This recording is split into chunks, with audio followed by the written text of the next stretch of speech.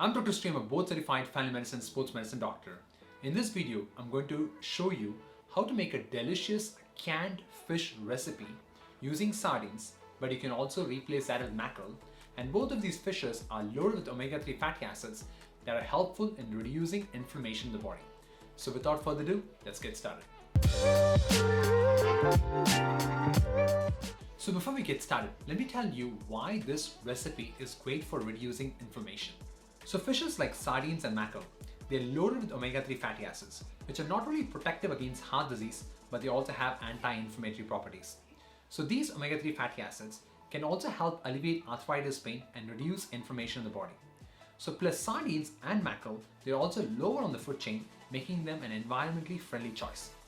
We're also going to add turmeric and as well as garlic that also has anti-inflammatory benefits to this recipe.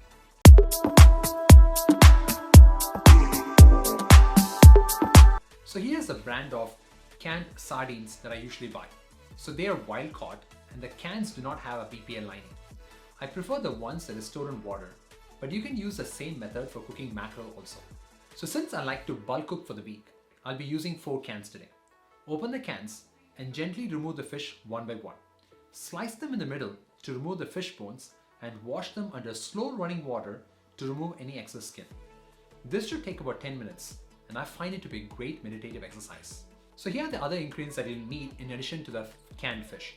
So you'll need around 5 to 10 garlic pods. So I like to use 10 garlic pods here for 4 canned fish. But if you feel like the garlic might be too much for you, you can start with 5 garlic pods and slowly increase up to 10 garlic pods. 1 full onion, so I prefer sweet onion here, but if you have red onion, you can use red onion also. Turmeric, chili powder, cilantro, and olive oil. So once all the fish is cleaned, drain them in a colander. I have a specific colander just for draining the fish. Make sure you drain as much water as possible before cooking. Now let's start cooking. Heat 2 tablespoons of olive oil in a pan over medium heat. Once the oil is slightly hot, add the grated garlic and saute for about 30 seconds. Make sure the pan is not too hot to avoid browning the garlic too much. If you prefer spicy, you can add green chili here. Now add the onion and fry it on medium heat for around 6 to 7 minutes. You will notice the onion becoming soft, changing color and glistening. At this point, you can add the turmeric. I usually add about half to 3/4 teaspoon for 4 cans, but you can adjust the amount based on your taste preferences.